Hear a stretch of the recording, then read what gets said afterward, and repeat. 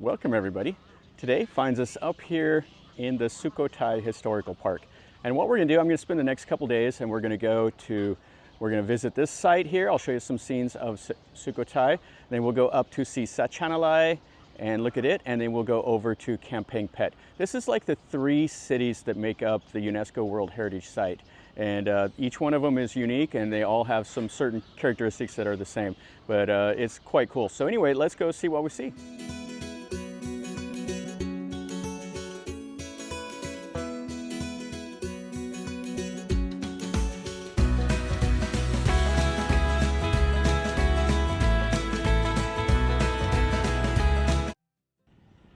This temple here is Wat Mahathat. You can see it's just basically the base with some of the columns, and you can walk up there and we'll look at these. This is the first one when you first come in to the right. Over there, that is a little monument to King Kamphaeng. He's the Sukhothai king that's credited for expanding the kingdom as well as inventing the modern Thai script. And then you can see all these little water lilies right here in front of this. What a great scene. You have that bell-shaped chetty right back there and the halls. That's really nice here. First thing right here, this is Wat Mahathat, which is the Temple of the Relic, I believe. This is the highlight of the park right here. It's the best preserved ruin, plus it's got the most to see. You can see the examples of the Sukhothai architecture. So inside Wat Mahathat, there's, I think, 200 chetties in here. And what's cool is the Sukhothai, they were Khmer, and then when they declared their independence, they were their own kingdom up here for about 150 years or so, from 1238 up until like 1370-ish or so. That's when Ayutthaya, who was gaining prominence down south, they were founded down there in 1350. They were growing and they came up here and they consolidated the Sukhothai Kingdom into theirs. Now, I'm not sure if they did it by force or if it was a mutual agreement or what, but what they did is they took the people from here and they relocated them down to Ayutthaya. But in the time that this was the kingdom, they sent emissaries up to China, and then they also had some trade with India and into Burma, and they developed their own art style. They took influences from the Lana Kingdom to the north. They used, the Mon styling.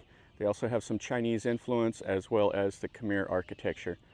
And then they made their own, and you'll see that in the spires and in the Buddha images that you see. And then you can see some of the different styling here.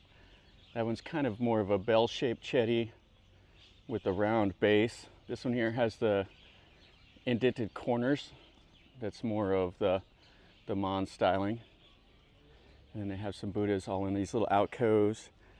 It's fantastic to just walk through here and see everything. You could spend as much time as you want. Usually I figure about half a day here in the Sukhothai Park.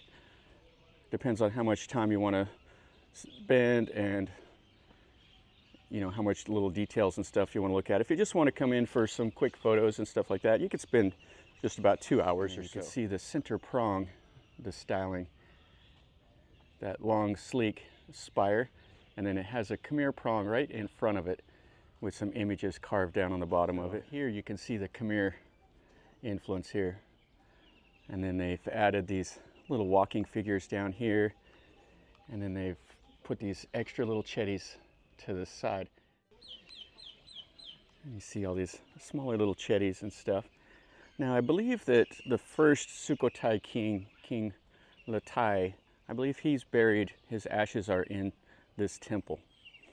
And then we could see this one over here. They did the little elephants and other figures across the bottom here.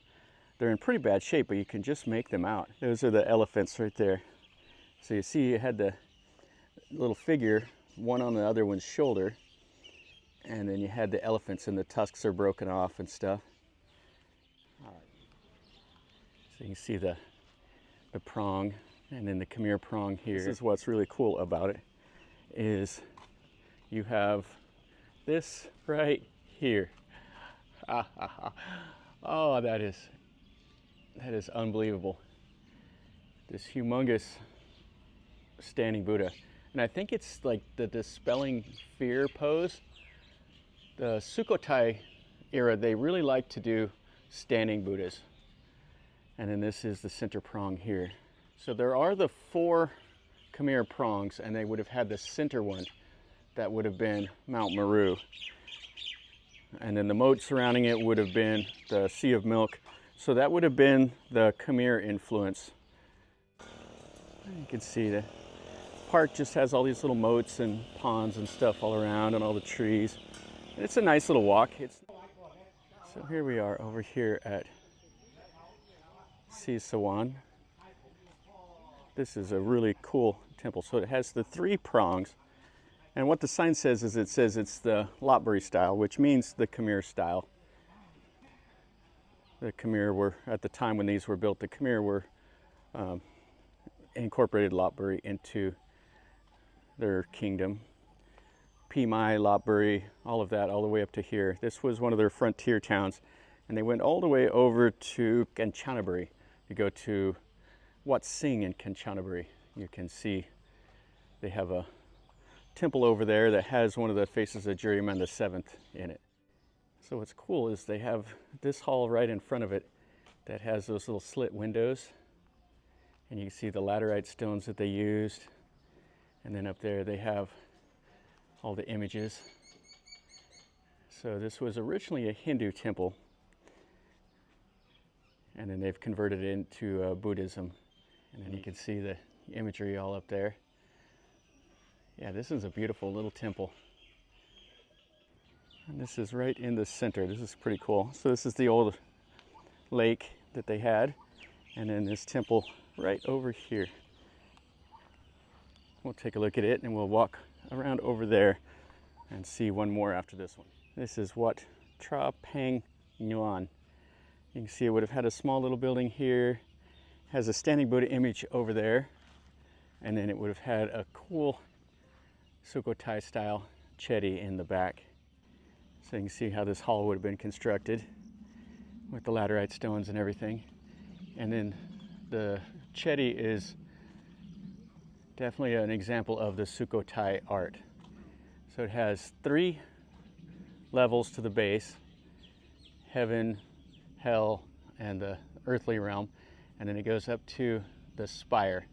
And it's that long, elegant spire. It has the Buddha images up there. And then you have a seated Buddha here. All right, so here we are over at Wat Sasi. You got to cross a bridge to get over to this one, and then they have another little bridge over there. So this is what it looks like. We got these bell-shaped chedis here.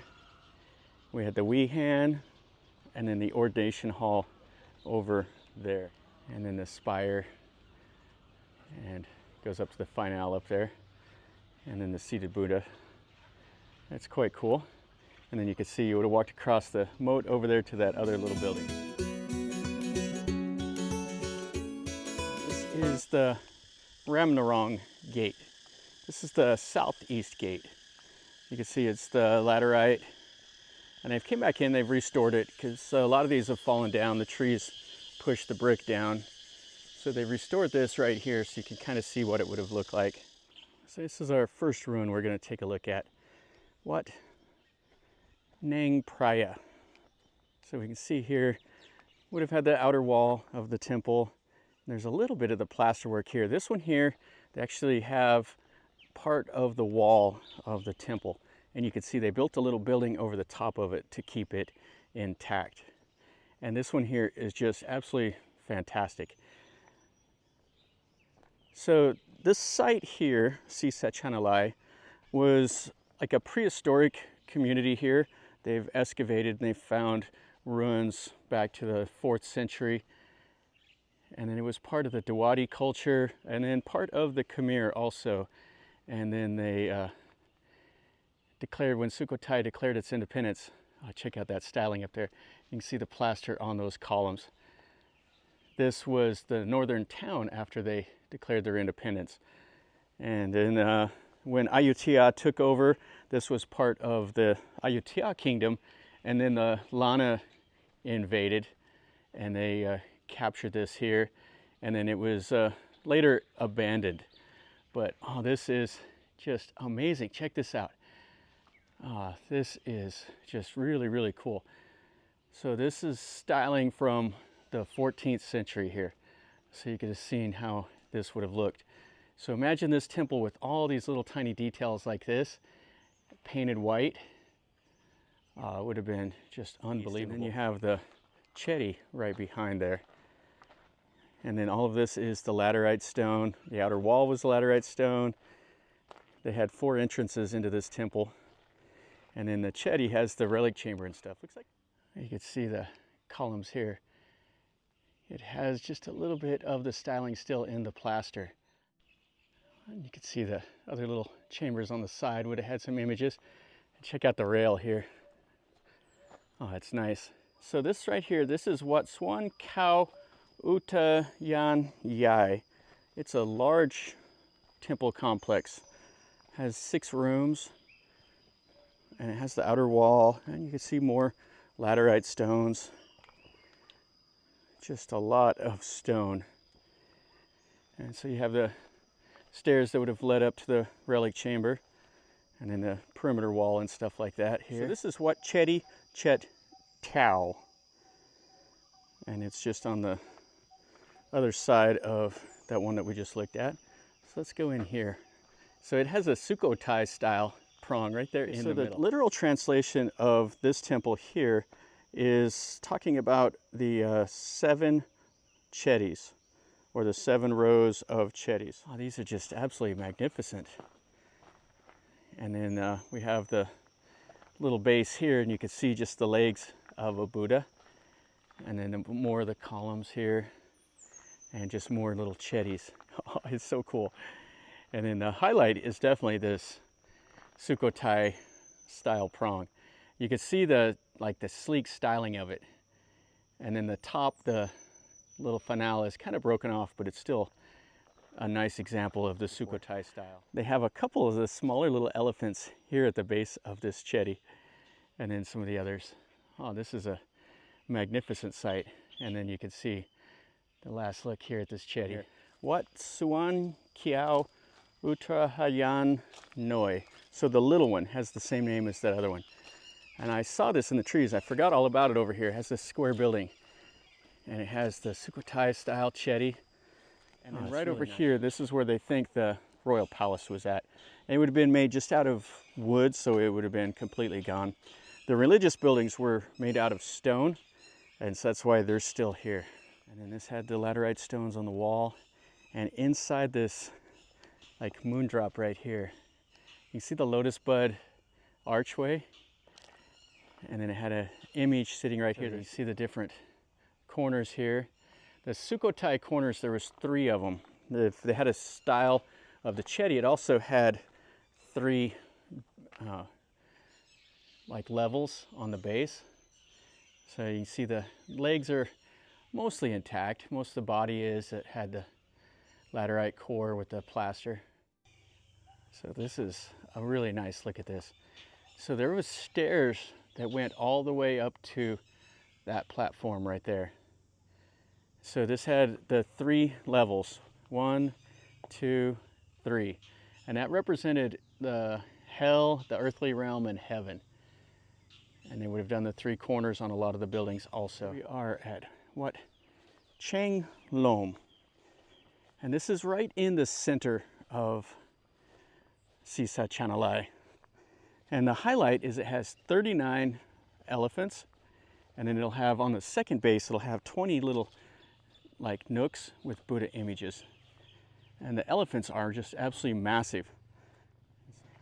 So this temple here, they believe, due to the inscriptions, was built in 1285 under the reign of King Kamphaeng. And the inscription says that they dug up some Buddha relics, and then King Kamphaeng paid respect to him, and then he built this chetty to house the relics. And then here we go. This is the absolute highlight to me of Satchanalai. Oh, I just love these elephants.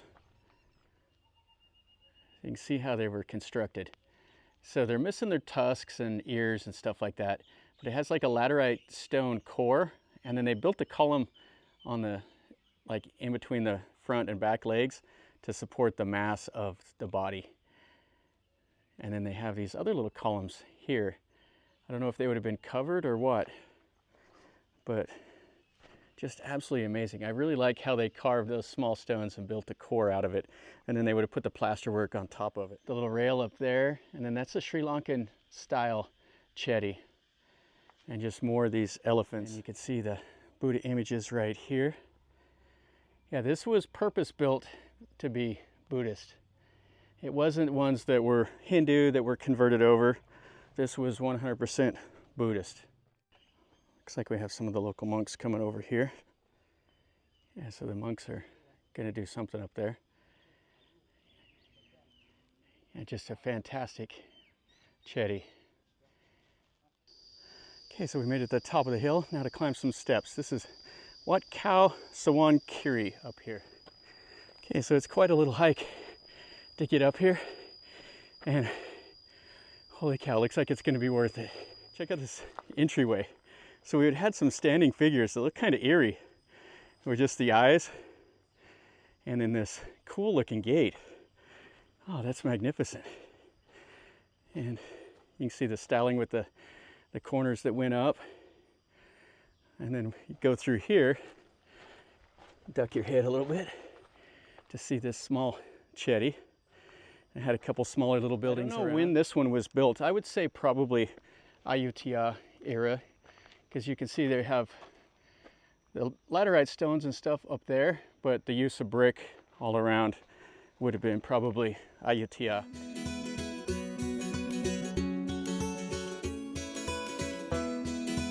And is Wat Avasayai. This is when you first come into the park. You can come into it from two different sides, and we came in over by this way here. This is, I think, the largest one of the ruins. It's quite large. There would have been chetties all across here. So they would have had a base, and then they would have had chetties. And then we'll go up into the main part. And you see how they built the base. So they used these laterite stones, built them up, and then they used them for the rails. Most temples you'll see these made out of brick, but I really like it how they did it with the laterite. And then they put the plaster for the styling. You can see the size of this place, and it just goes out there in the trees. It goes up that way and all around. They don't really know how far this temple extended. They don't really have a clear definition of the boundary, but it was a large footprint. And then you can see the indented corners on this chetty. And so there would have probably been like a bell up on the top. Now it's all completely gone. This is fantastic here. So you come up here, they would have had this walkway. They have these thin cut laterite stones that you see like this. And they have it lining the little walkway that's going to go right up to that building. You can see just how massive this is. This is that first building we looked at there, and then the chetty, and then these other series of buildings over here with more out in the trees. And the other sites are quite a ways away. There's tons of small sites out here amongst the trees. This is our second stop. So this is Wat Chang Rope, or the elephant temple up here. And you can see there's the ordination hall, and then the Wehan is over here, and it has like a pond. And then the highlight of this part of the temple is the 68 elephants that are all around. And then it had a bell-shaped chetty up on the top of the platform. So it has stairwells on for the cardinal directions. You can see a few of the little chetties and stuff that they had out front. And then they'll have the lion's garden guarding the entryway. And then the elephants. They're missing their trunks, but you can see the detail. They put all that styling with the little floral patterns and everything around their feet, the things around their neck. You can see their eyes. Oh yeah, it's very cool. You can see the other figure that would have been standing there. And the lions are in pretty bad shape, where you can see what they would have looked like. And then you got the flowers in between them. That one there, right there, those two are probably in the best shape. and then the corner ones. And then you can see the arch up there, that corbelled arch. Yeah, these right here are in fantastic shape. So you can see that from the 14th century, all those little floral patterns and everything that are still existing. Oh, it's amazing. So we're off the hill and there's several little temples out here in the trees. And there's a few that we're going to look at here that are the big ones. And they call it Wat Sing because there were lion statues all around the top of the base up here. So let's go up here. So it has the gate guardian figure still up here. Check this out. So they have the plaster between the little sections of the laterite that they carved. And then you can see a little bit of the lion figures that would have been up here. But you can see the nose still on it. They carved all out of that laterite. So you see just the core, and then they would have put the plaster over the top of it. There's just something about this. I really like to see how it was made. It's cool to see them all gilded and nice, but this has kind of a beauty all in itself. And then over here, right behind this, there's the little chetty that has the 4 images on the 4 cardinal directions here. They have a pedestal, and then you can see the image inside and that corbelled arch. Okay, so this is our next temple here. This is Wat Mahathat.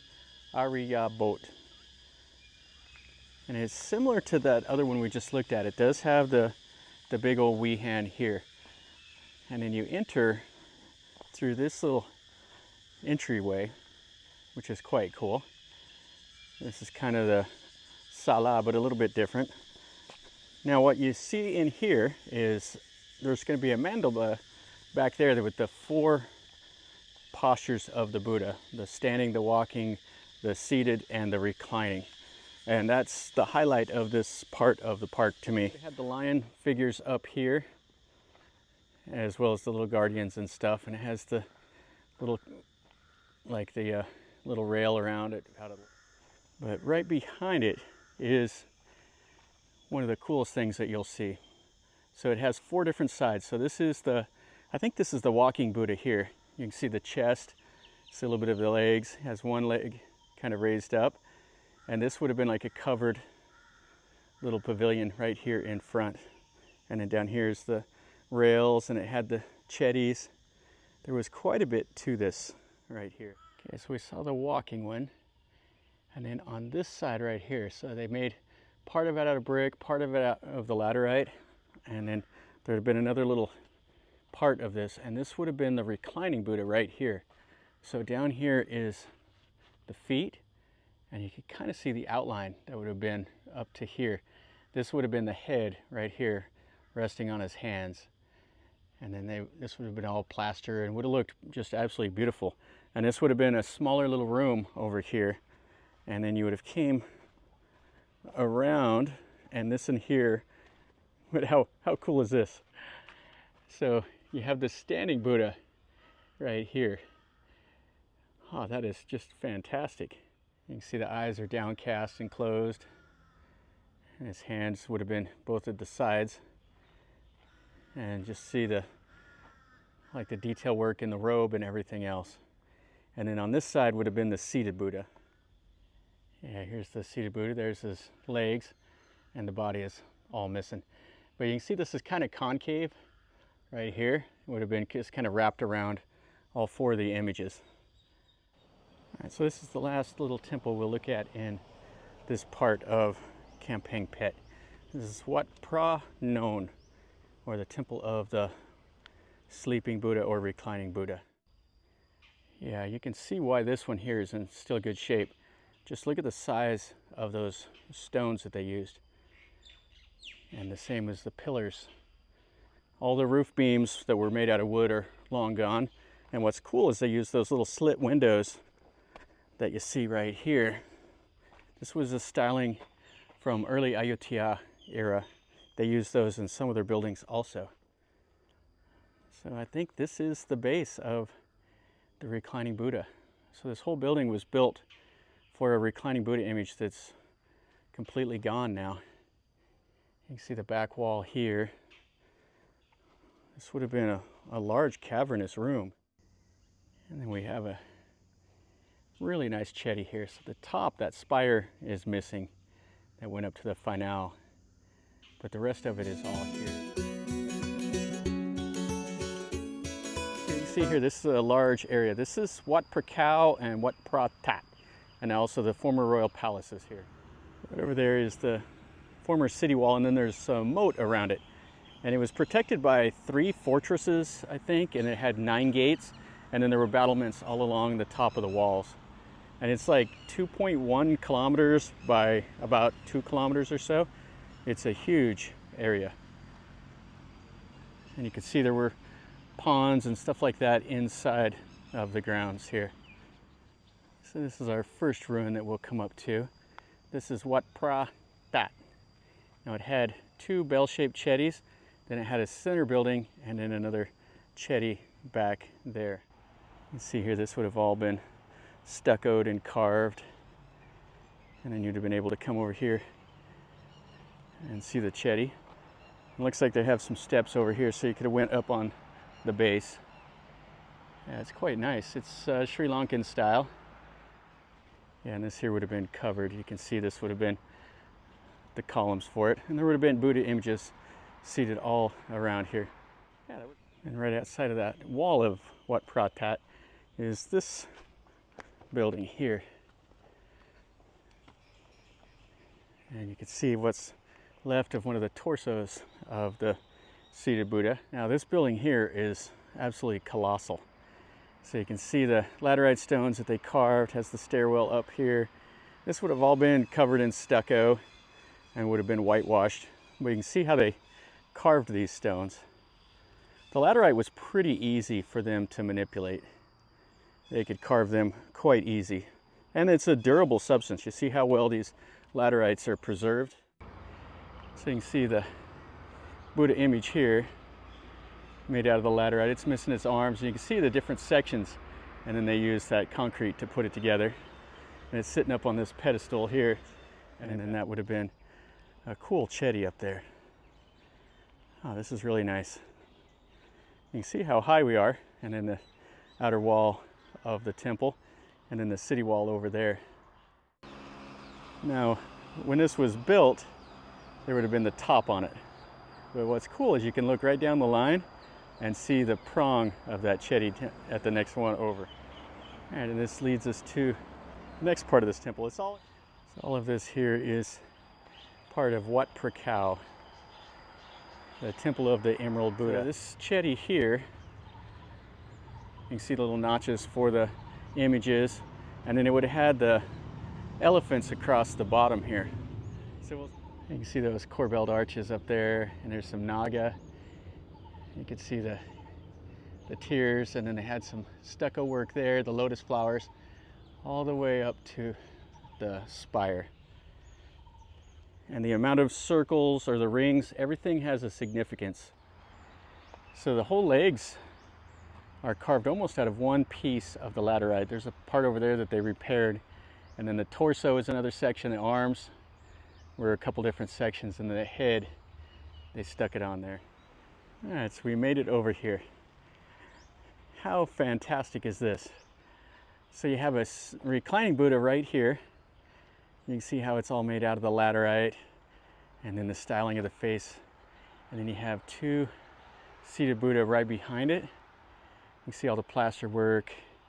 And then they would have had laterite Buddhas all across the front here. They would have been seated. Oh, it's fantastic how this is. Like I said, this is one of the coolest things I've seen. It's just this whole part right. All this was a little gallery right here, the little cloister. You can see what's left of the walls. The columns are here. This would have been covered. They had the stucco on it, and then the backside. You can see some tree roots growing up there. Oh, that's cool.